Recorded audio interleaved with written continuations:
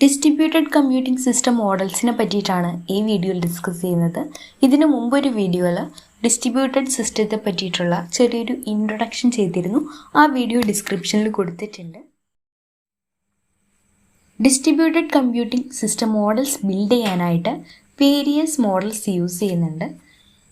ഇതിനെ സാധാരണയായിട്ട് 5 രീതിയിലാണ് ക്ലാസിഫൈ ചെയ്തിരിക്കുന്നത്. Mini computer, work station server, processor pool, അവസാനത്തത് ഹൈബ്രിഡ് മോഡൽ. ഇതിലാദ്യം തന്നെ മിനി കമ്പ്യൂട്ടർ മോഡൽ എന്താണെന്ന് നമുക്ക് ആദ്യം ഡിസ്കസ് ചെയ്യാം. സെൻട്രലൈസ്ഡ് ടൈം ഷെയറിംഗ് സിസ്റ്റത്തിൻ്റെ സിമ്പിൾ എക്സ്റ്റൻഷനാണ് മിനി കമ്പ്യൂട്ടർ മോഡൽ എന്ന് പറയുന്നത്.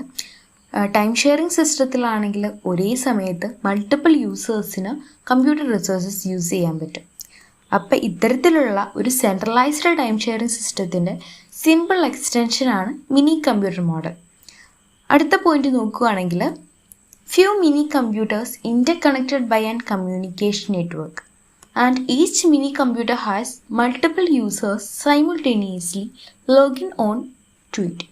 അതായത് കുറച്ച് മിനി കമ്പ്യൂട്ടേഴ്സ് ഒരു കമ്മ്യൂണിക്കേഷൻ നെറ്റ്വർക്ക് വഴി പരസ്പരം കണക്ട് ചെയ്തേക്കുവാണ്. ഇതിൽ ഓരോ മിനി കമ്പ്യൂട്ടറിനും ഒരേ സമയത്ത് മൾട്ടിപ്പിൾ യൂസേഴ്സ് ലോഗിൻ ചെയ്തിട്ടുണ്ടായിരിക്കും. അടുത്ത പോയിന്റ് എന്ന് പറയുന്നത് allow user to access remote resources എന്നാണ്. അതായത് ഒരു സ്പെസിഫിക് മിനി കമ്പ്യൂട്ടറിൽ ലോഗിൻ ചെയ്തിരിക്കുന്ന യൂസർക്ക് മറ്റുള്ള മിനി കമ്പ്യൂട്ടറിലെ റിസോഴ്സസിന് ആക്സസ് ചെയ്യാൻ പറ്റും. ഈ മറ്റുള്ള മിനി കമ്പ്യൂട്ടറിലെ റിസോഴ്സസ് അതിനെയാണ് നമ്മൾ റിമോട്ട് റിസോഴ്സസ് എന്ന് പറയുന്നത്. അതുപോലെ തന്നെ റിമോട്ട് യൂസേഴ്സുമായിട്ട് റിസോഴ്സ് ഷെയറിംഗ് ഉള്ളിടത്താണ് കൂടുതൽ നമ്മൾ മിനി കമ്പ്യൂട്ടർ മോഡൽ യൂസ് ചെയ്യുക. ഈ ഡിസ്ട്രിബ്യൂട്ടഡ് സിസ്റ്റം ബേസ് ചെയ്തിട്ടുള്ള മിനി കമ്പ്യൂട്ടർ മോഡലിൻ്റെ ഒരു എക്സാമ്പിളാണ് ആർപാനെറ്റ് എന്ന് പറയുന്നത്. നമ്മളിപ്പോൾ ഇതിൽ മിനി കമ്പ്യൂട്ടർ മോഡലിനെ പറ്റിയിട്ടാണ് ഡിസ്കസ് ചെയ്തത്. ഇനി നമ്മൾ ഡിസ്കസ് ചെയ്യാൻ പോകുന്നത് വർക്ക് സ്റ്റേഷൻ മോഡലിനെ പറ്റിയിട്ടാണ്. Several work stations interconnected by a communication network. അതായത് സെവറൽ വർക്ക് സ്റ്റേഷൻസ് ഒരു കമ്മ്യൂണിക്കേഷൻ നെറ്റ്വർക്ക് വഴി പരസ്പരം കണക്ട് ചെയ്തേക്കുവാണ്. ഇപ്പം നമ്മൾ ഒരു യൂണിവേഴ്സിറ്റി ഡിപ്പാർട്ട്മെൻറ്റിൻ്റെ അല്ലെങ്കിൽ ഒരു കമ്പനി ഓഫീസിൻ്റെ വർക്ക് സ്റ്റേഷൻസ് നോക്കുകയാണെങ്കിൽ ഒരു ബിൽഡിംഗ് ഫുള്ളായിട്ട് അല്ലെങ്കിൽ ഒരു ക്യാമ്പസ് മൊത്തം അതിൻ്റെ വർക്ക് സ്റ്റേഷൻസ് അവിടെ ഇവിടെയൊക്കെ ആയിട്ട് സ്കാറ്റർ ചെയ്ത് കിടക്കുമായിരിക്കും. അപ്പോൾ ഇതിൽ ഓരോ വർക്ക് സ്റ്റേഷൻ ആണെങ്കിലും അവരുടേതായിട്ടുള്ള ഓൺ ഡിസ്ക് ഉണ്ടാവും. അതുപോലെ തന്നെ ഓരോ വർക്ക് സ്റ്റേഷനും ഒരു സിംഗിൾ യൂസർ കമ്പ്യൂട്ടറായിട്ട് അവിടെ ആക്ട് ചെയ്യുമായിരിക്കും.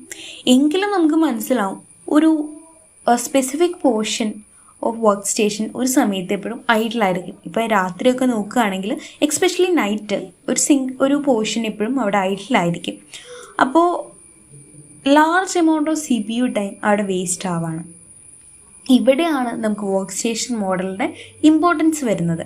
വർക്ക് സ്റ്റേഷൻ മോഡലിൽ എല്ലാ വർക്ക് സ്റ്റേഷനും ഒരു ഹൈ സ്പീഡ് LAN വഴി ഇൻ്റർകണക്ട് ചെയ്തേക്കുവാണ്.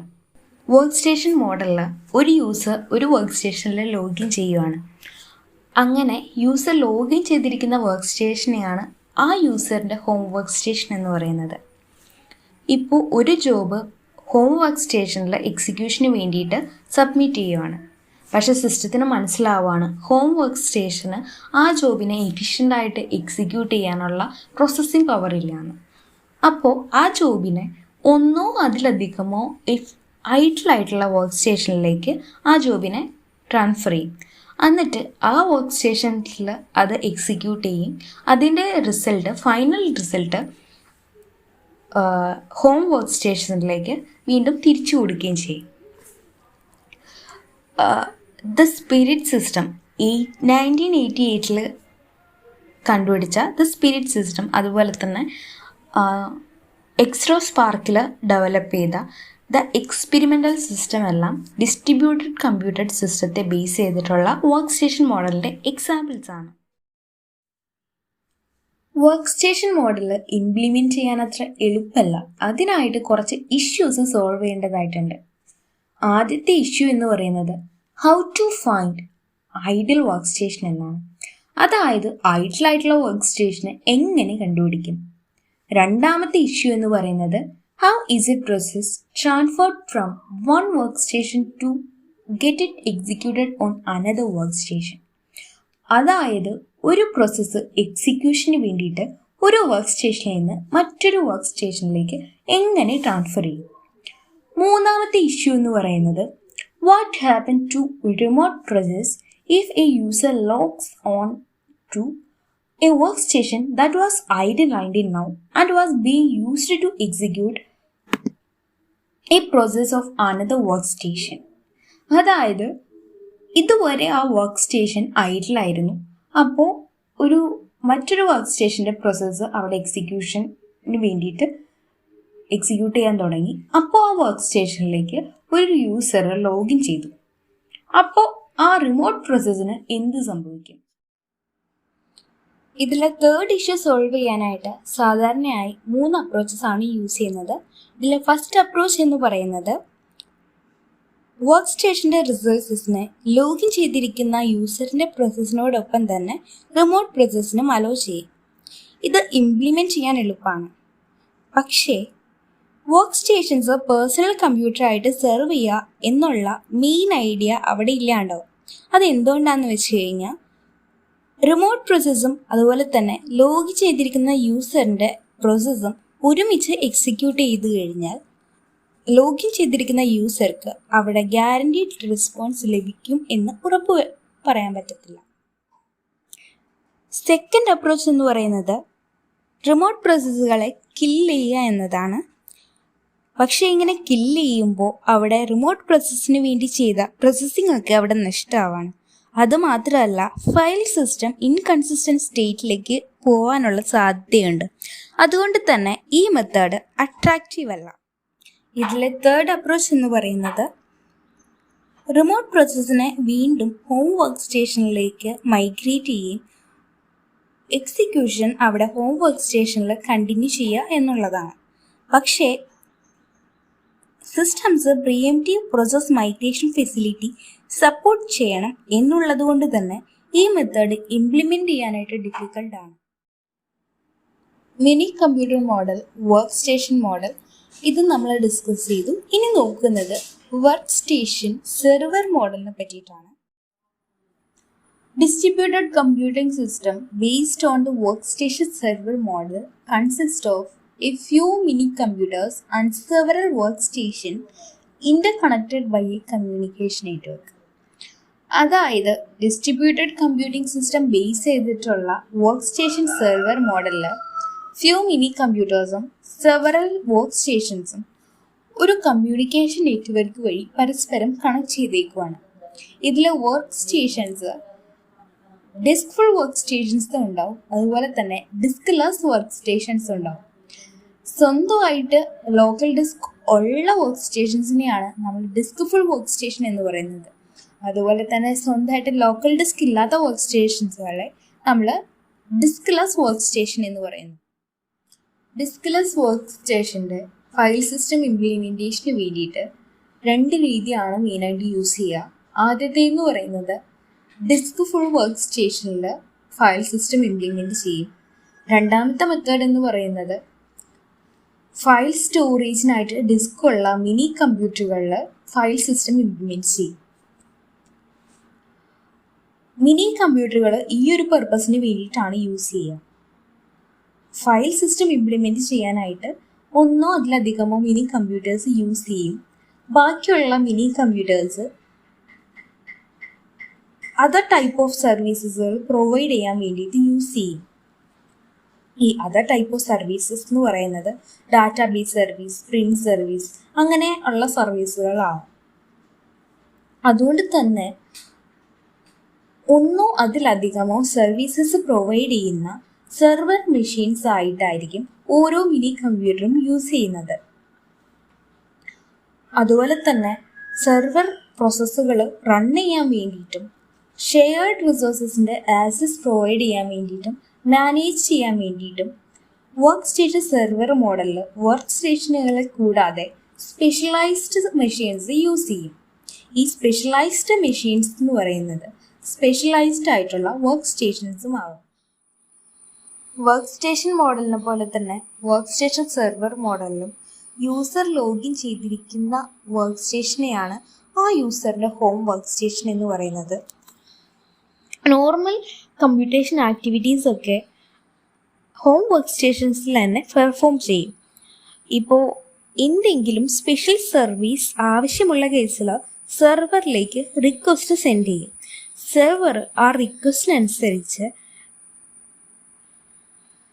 സർവീസ് പ്രൊവൈഡ് ചെയ്യും. ഈ സർവീസ് യൂസ് ചെയ്ത് ഹോം വർക്ക് സ്റ്റേഷനിൽ തന്നെ കമ്പ്യൂട്ടേഷൻ ആക്ടിവിറ്റീസ് പെർഫോം ചെയ്യും. അതുകൊണ്ട് തന്നെ ഈ പ്രോസസ്സിനെ മൈഗ്രേറ്റ് ചെയ്യേണ്ട ആവശ്യം വരുന്നില്ല.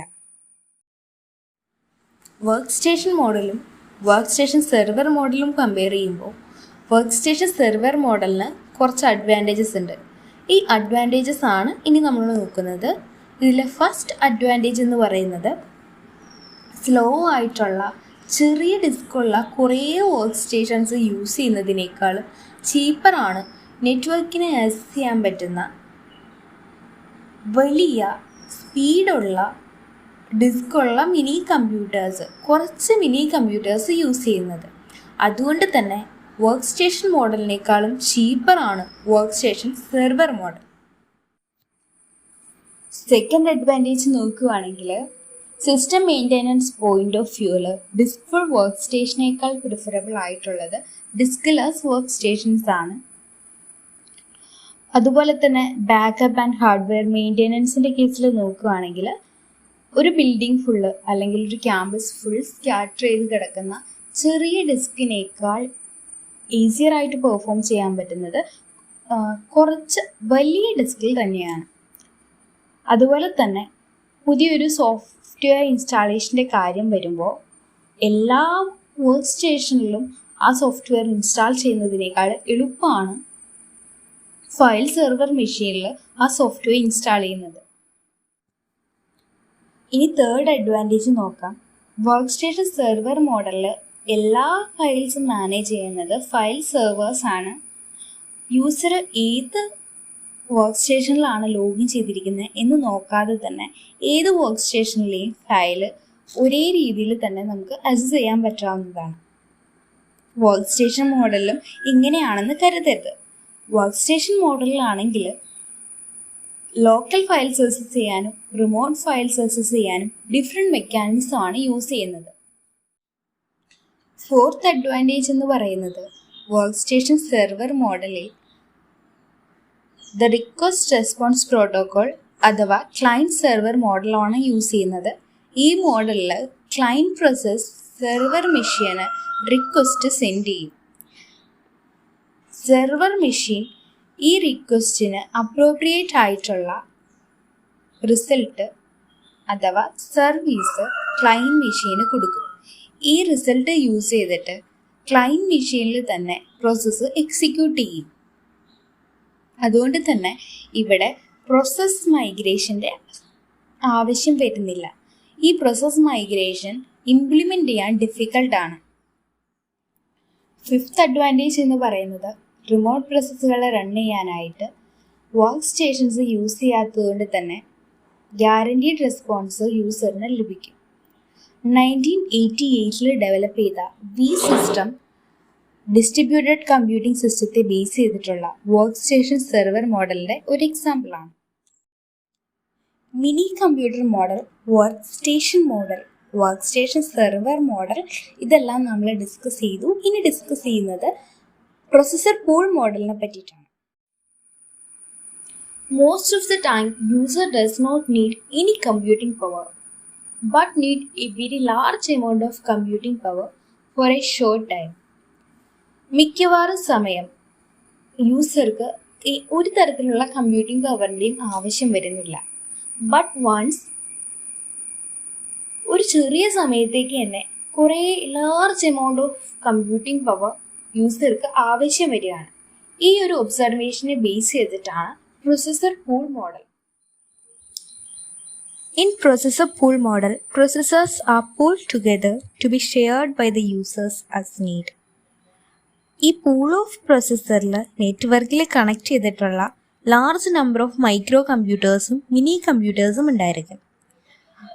ഡിസ്ട്രിബ്യൂട്ടഡ് കമ്പ്യൂട്ടിംഗ് സിസ്റ്റത്തിൻ്റെ ഒരു സിസ്റ്റം പ്രോഗ്രാം അല്ലെങ്കിൽ ആപ്ലിക്കേഷൻ പ്രോഗ്രാം റൺ ചെയ്യാനായിട്ട് അല്ലെങ്കിൽ ലോഡ് ചെയ്യാനായിട്ടുള്ള മെമ്മറി ഈ പൂളിലെ ഓരോ പ്രോസസ്സറിനും ഉണ്ടായിരിക്കും. അടുത്ത പോയിന്റ് എന്ന് പറയുന്നത് പ്യുവർ ആയിട്ടുള്ള പ്രോസസ്സർ പൂൾ മോഡലിൽ പൂളിലെ പ്രോസസ്സേഴ്സുമായിട്ട് ഡയറക്റ്റ് ആയിട്ട് അറ്റാച്ച് ചെയ്തിട്ടുള്ള ടെർമിനൽസ് ഉണ്ടാവത്തില്ല. നെറ്റ്വർക്കിലെ സ്പെഷ്യൽ ഡിവൈസ് വഴി അറ്റാച്ച് ചെയ്തിട്ടുള്ള ടെർമിനൽസിലൂടെയായിരിക്കും യൂസേഴ്സ് സിസ്റ്റം ആക്സസ് ചെയ്യുന്നത്. ഈ ടെർമിനൽസ് ഒന്നെങ്കിൽ ചെറിയ വർക്ക് സ്റ്റേഷൻസ് ആയിരിക്കും, അല്ലെങ്കിൽ എക്സ് ടെർമിനൽസ് പോലെയുള്ള ഗ്രാഫിക് ടെർമിനൽസ് ആയിരിക്കും. ഇനി നമ്മൾ പറയുന്നത് റൺ സെർവറിനെ പറ്റിയിട്ടാണ്. റൺ സെർവർ പൂളിലെ പ്രോസസ്സേഴ്സിനെ മാനേജ് ചെയ്യും. അതുപോലെ തന്നെ ഡിമാൻഡ് ബേസിക്സിൽ ഡിഫറെൻറ്റ് യൂസേഴ്സിന് പ്രോസസ്സിനെ അലോക്കേറ്റ് ചെയ്യുകയും ചെയ്യും. ഒരു യൂസർ കമ്പ്യൂട്ടേഷന് വേണ്ടിയിട്ട് ജോബ് സബ്മിറ്റ് ചെയ്യുമ്പോൾ ടെമ്പററി ആയിട്ട് അപ്രോപ്രിയേറ്റ് നമ്പർ ഓഫ് പ്രോസസ്സേഴ്സ് ആ ജോബിന് വേണ്ടിയിട്ട് റൺ സെർവർ അസൈൻ ചെയ്യും.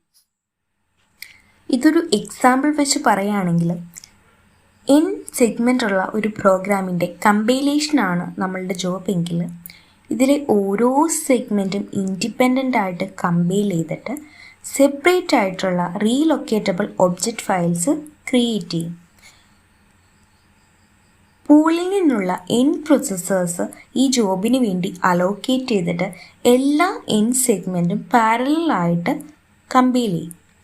ഈ കമ്പൈലേഷൻ കംപ്ലീറ്റ് ആവുമ്പോൾ മറ്റുള്ള യൂസേഴ്സിന് വേണ്ടിയിട്ട് ഈ പ്രോസസ്സേഴ്സ് വീണ്ടും പൂളിലേക്ക് റിട്ടേൺ ആവും. അടുത്ത പോയിന്റ് എന്ന് പറയുന്നത് പ്രോസസ്സർ പൂൾ മോഡലിൽ ഹോം മെഷീൻ എന്നൊരു കോൺസെപ്റ്റ് ഇല്ല. അതെന്തുകൊണ്ടാണെന്ന് വെച്ച് കഴിഞ്ഞാൽ യൂസർ അവിടെ ലോഗിൻ ചെയ്യുന്നത് ഒരു പെർട്ടിക്കുലർ മെഷീനിലേക്കല്ല, ആ വോൾ സിസ്റ്റത്തിലേക്ക് തന്നെയാണ്. അതുകൊണ്ട് തന്നെയാണ് ഇവിടെ ഹോം മെഷീൻ എന്നൊരു കോൺസെപ്റ്റ് ഇല്ലാത്തത്. അതുപോലെ തന്നെ ഇപ്പോൾ നമ്മൾ വർക്ക് സ്റ്റേഷൻ മോഡൽ അല്ലെങ്കിൽ മിനി കമ്പ്യൂട്ടർ മോഡലൊക്കെ നോക്കുകയാണെങ്കിൽ അവിടെ ഹോം മെഷീൻ ഉണ്ട്. അതെന്താ നമ്മൾ ഹോം മെഷീൻ എന്ന് പറയുന്നത്? അവിടെ മോസ്റ്റ് ഓഫ് ദ പ്രോഗ്രാം ഡീഫോൾട്ടായിട്ട് റൺ ചെയ്യുന്നത് യൂസർ ലോഗിൻ ചെയ്യുന്ന മെഷീനിൽ തന്നെയാണ്. അതുകൊണ്ടാണ് അവിടെ ഹോം മെഷീൻ എന്ന വേർഡിന് അല്ലെങ്കിൽ ആ ടേമിന് അവിടെ ഇമ്പോർട്ടൻസ് വരുന്നത്. പ്രോസസ്സർ പൂൾ മോഡലും വർക്ക് സ്റ്റേഷൻ സെർവർ മോഡലും കമ്പയർ ചെയ്യുമ്പോൾ പ്രോസസ്സർ പൂൾ മോഡലിന് കുറച്ച് അഡ്വാൻറ്റേജസ് ഉണ്ട്. ഈ അഡ്വാൻറ്റേജസ് ആണ് ഇനി നമ്മൾ ഡിസ്കസ് ചെയ്യുന്നത്. ഇതിലെ ഫസ്റ്റ് അഡ്വാൻറ്റേജ് എന്ന് പറയുന്നത് better utilisation of available processing power എന്നതാണ്. അതായത് ഡിസ്ട്രിബ്യൂട്ടഡ് കമ്പ്യൂട്ടിംഗ് സിസ്റ്റം മോഡലിലെ അവൈലബിൾ പ്രോസസ്സിംഗ് പവർ ബെറ്റർ ആയിട്ട് യൂട്ടിലൈസ് ചെയ്യുന്നത് വർക്ക് സ്റ്റേഷൻ സെർവർ മോഡലിനേക്കാൾ പ്രോസസ്സർ പൂൾ മോഡലാണ്. അതെന്തുകൊണ്ടാണെന്ന് വെച്ച് കഴിഞ്ഞാൽ പ്രോസസ്സർ പൂൾ മോഡൽ നോക്കുകയാണെങ്കിൽ ആ സിസ്റ്റത്തിൻ്റെ എൻറ്റയർ പ്രോസസ്സിംഗ് പവർ എന്ന് പറയുന്നത് അപ്പോൾ കറൻ്റ്ലി ലോഗിൻ ചെയ്തിരിക്കുന്ന യൂസേഴ്സിന് അവൈലബിൾ ആയിരിക്കും. പക്ഷെ നമ്മൾ വർക്ക് സ്റ്റേഷൻ സെർവർ മോഡൽ നോക്കുകയാണെങ്കിൽ സെവറൽ വർക്ക് സ്റ്റേഷൻസ് എപ്പോഴും മൈഡിലായിരിക്കും. ഈ വർക്ക് സ്റ്റേഷൻസ് ആണെങ്കിൽ നമുക്ക് മറ്റുള്ള യൂസേഴ്സിൻ്റെ ജോബ് പ്രോസസ്സ് ചെയ്യാൻ വേണ്ടിയിട്ട് യൂസ് ചെയ്യാനും പറ്റത്തില്ല. സെക്കൻഡ് അഡ്വാൻറ്റേജ് എന്ന് പറയുന്നത് provide greater flexibility and scalability എന്നാണ്. അതായത് വർക്ക് സ്റ്റേഷൻ സെർവർ മോഡലിനേക്കാൾ പ്രോസസ്സർ പൂൾ മോഡലാണ് ഗ്രേറ്റർ ഫ്ലെക്സിബിലിറ്റി പ്രൊവൈഡ് ചെയ്യുന്നത്. അതെന്തുകൊണ്ടാണെന്ന് വെച്ച് കഴിഞ്ഞാൽ പുതിയ കമ്പ്യൂട്ടേഴ്സ് ഇൻസ്റ്റാൾ ചെയ്യാതെ തന്നെ പൂളിലെ പ്രോസസ്സേഴ്സ് യൂസ് ചെയ്ത് നമുക്ക് സിസ്റ്റം സർവീസസ് എക്സ്പാൻഡ് ചെയ്യാൻ പറ്റും. തേർഡ് അഡ്വാൻറ്റേജ് എന്ന് പറയുന്നത് ഗ്രാഫിക് അല്ലെങ്കിൽ വിൻഡോസ് സിസ്റ്റം പോലെയുള്ള ഹൈ പെർഫോമൻസ് ഇൻട്രാക്റ്റീവ് ആപ്ലിക്കേഷന് സ്യൂട്ടബിൾ ആയിട്ടുള്ളത് പ്രോസസ്സർ പൂൾ മോഡലാണ്. 1990 ഡെവലപ്പ് ചെയ്ത അമീബ അല്ലെങ്കിൽ 1990 ഡെവലപ്പ് ചെയ്ത പ്ലാൻ 9, അതുപോലെ തന്നെ ക്യാംബ്രിഡ്ജ് ഡിസ്ട്രിബ്യൂട്ടഡ് കമ്പ്യൂട്ടിംഗ് സിസ്റ്റം, ഇതെല്ലാം പ്രോസസ്സർ പൂൾ മോഡൽ ബേസ് ചെയ്തിട്ടുള്ള ഡിസ്ട്രിബ്യൂട്ടഡ് കമ്പ്യൂട്ടിംഗ് സിസ്റ്റത്തിൻ്റെ എക്സാമ്പിൾസ് ആണ്. ഇതുവരെ mini computer model, work station model, work station server model, processor pool model discuss ചെയ്തു. ഇനി ഡിസ്കസ് ചെയ്യുന്നത് ഹൈബ്രിഡ് മോഡലിനെ പറ്റിയിട്ടാണ്. ജോബ് എഡിറ്റ് ചെയ്യുക, ഇമെയിൽ സെൻഡ് ചെയ്യുക, സ്മോൾ പ്രോഗ്രാംസ് എക്സിക്യൂട്ട് ചെയ്യുക. ഇത്തരത്തിലുള്ള സിമ്പിൾ ഇൻട്രാക്റ്റീവ് ടാസ്ക് ആയിരിക്കും മോസ്റ്റ് ഓഫ് ദ യൂസേഴ്സ് കമ്പ്യൂട്ടറിൽ പെർഫോം ചെയ്യുന്നത്. ഇത്തരത്തിലുള്ള സിമ്പിൾ യൂസേഴ്സിന് ഏറ്റവും സ്യൂട്ടബിൾ ആയിട്ടുള്ളത് വർക്ക് സ്റ്റേഷൻ സെർവർ മോഡലാണ്. അതുകൊണ്ട് തന്നെ ഡിസ്ട്രിബ്യൂട്ടഡ് കമ്പ്യൂട്ടിംഗ് സിസ്റ്റം ബിൽഡ് ചെയ്യാനായിട്ട് മോസ്റ്റ് വൈഡ്ലി യൂസ് ചെയ്യുന്നത് വർക്ക് സ്റ്റേഷൻ സെർവർ മോഡലാണ്. അതുപോലെ തന്നെ മാസീവ് കമ്പ്യൂട്ടേഷൻ ആണെങ്കിൽ ഏറ്റവും സ്യൂട്ടബിൾ ആയിട്ടുള്ളത് പ്രൊസസ്സർ പൂൾ മോഡലാണ്. ഈ രണ്ട് മോഡൽസിൻ്റെ, അതായത് വർക്ക് സ്റ്റേഷൻ സെർവർ മോഡലിൻ്റെയും പ്രൊസസ്സർ പൂൾ മോഡലിൻ്റെയും അഡ്വാൻറ്റേജസ് കമ്പൈൻ ചെയ്തിട്ടാണ് ഹൈബ്രിഡ് മോഡൽ ബിൽഡ് ചെയ്തിരിക്കുന്നത്. വർക്ക് സ്റ്റേഷൻ സെർവർ മോഡലിനെ ബേസ് ചെയ്തിട്ടാണ് ഹൈബ്രിഡ് മോഡൽ ഉള്ളത്. പക്ഷെ അതിനോടൊപ്പം തന്നെ പൂൾ ഓഫ് പ്രൊസസ്സേഴ്സും ഉണ്ടായിരിക്കും. ഈ പൂളിലെ പ്രൊസസ്സേഴ്സ് വലിയ കമ്പ്യൂട്ടേഷൻസിന് ഡൈനാമിക്കലി അലോക്കേറ്റ് ചെയ്യും. അതുകൊണ്ട് തന്നെ കമ്പ്യൂട്ടേഷൻ ഇൻറ്റൻസീവ് ജോബുകളുടെ എഫിഷ്യൻ്റ് എക്സിക്യൂഷൻ നടക്കും. അടുത്ത പോയിന്റ് എന്ന് പറയുന്നത് ഹൈബ്രിഡ് മോഡലിൽ ഇൻട്രാക്റ്റീവ് ജോബുകളുടെ ഗ്യാരൻറ്റീഡ് റെസ്പോൺസ് ലഭിക്കും. ലാസ്റ്റ് പോയിന്റ് എന്ന് പറയുന്നത് വർക്ക് സ്റ്റേഷൻ സെർവർ മോഡലിനേക്കാളും പ്രൊസസ്സർ പൂൾ മോഡലിനേക്കാളും ഇംപ്ലിമെൻറ്റ് ചെയ്യാൻ എക്സ്പെൻസീവ് ആയിട്ടുള്ളത് ഹൈബ്രിഡ് മോഡലാണ്.